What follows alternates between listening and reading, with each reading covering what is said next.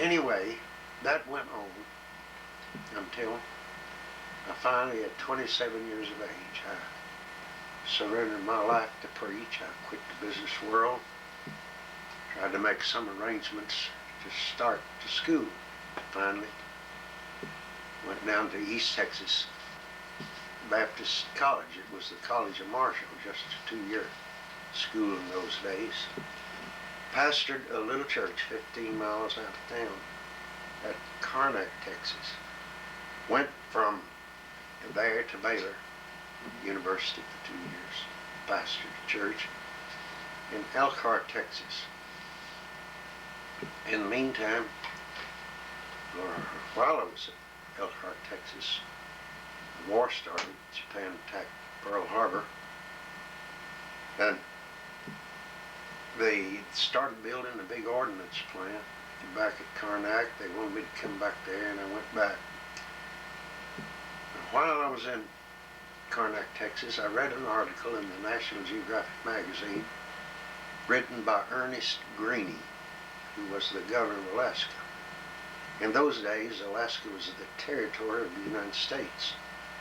The governor and the associate governor, or they called it Secretary of Alaska back in those days, was appointed by the President of the United States. This article I read in National Geographic Magazine told about Alaska, told about the great natural resources up here. They had a great future, that one of these days Alaska would be a state. And it was quite an essay on the opportunities of Alaska. I got interested in that, and somehow Alaska stuck in my mind. I read then an article in our Brotherhood journal. We had quite a strong brotherhood in that church in Karnak. It was the story of how Aubrey Halsell and an Army or an Air Corps chaplain who was up here in Anchorage, Alaska, was looking around Anchorage trying to find a Baptist church, couldn't find one. Decided that he'd try to start one. He got 17 people together. 15 of them were servicemen during a war period when they could have been moved out just any time. And 2 civilians. They met together in a Quonset hut out at what is now Elmendorf Air Force Base, and they organized the First Baptist Church of Anchorage, Alaska. And they met on Sunday afternoons in this Quonset hut for a while, but they began to look around for someplace in Anchorage. And they found a place on 6th Avenue. There was a little house there that had been burned out, and 2 lots. Now, Anchorage wasn't much back in those days. They bought those 2 lots in that little house for $6,000. They raised $1,000 among those 17 people to make a down payment on it. They went in and cleaned it all out, put Celotex on the ceiling and on the walls, made a little auditorium on the ground floor. That would seat, I would say, 40 to 45 people. And they started having services there with Aubrey Halsell preaching on Sunday nights, because they didn't have a regular pastor, just the chaplains. And a few people began to come. Then, because of his activity in organizing the First Baptist Church in Anchorage, the chief of chaplains sent him out to Attu, that is, Aubrey Halsell out to Attu, saying that it was contrary to military policy that any chaplain should engage in the organizing of a competitive church anywhere that they were stationed.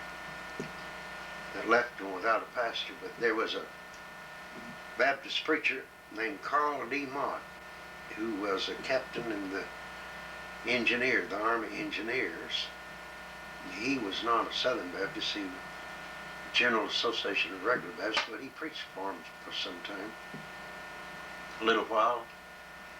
Then there was a Baptist preacher from Arkansas, a young preacher just out of school, came up here named Bill Petty. And Bill Petty was called by the church as the pastor. And I continued to feel like that God wanted me to come to Alaska, so I wrote Aubrey Halson, wrote the church here, and I prayed a lot about it and was definitely impressed that God wanted me to come to Alaska. I didn't know anything about Alaska except what I'd read in the National Geographic. And I told the Lord, I said, if you want me to go to Alaska, I don't have the money to get there. You'll provide the money.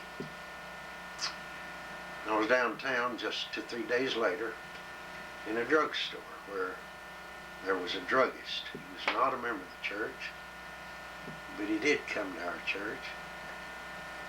And he said, I've heard you mention Alaska a time or two. He said, if you'd like to go to Alaska, I'll give you the money to go. And he gave me a check for enough money for me to come to Alaska, buy my ticket to Alaska and get out here and get settled. I didn't know where I was going to go in Alaska. Didn't even know where I was going to stop. But I resigned my church. My family moved out into an apartment. We were living in a parsonage.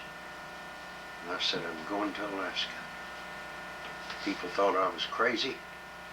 People in the church thought I was crazy. I talked to some of the professors over at East Texas Baptist University. They thought that I was foolish. Said, you'll go up there and you'll freeze to death. One of the things I remember one of them told me was, you can't get those people up in Alaska excited about going to heaven. He said, it's so cold up there all the time. If you tell them hell is hot, that'll be the place they want to go. And there was all kinds of things said about it. But I knew that God wanted me up here.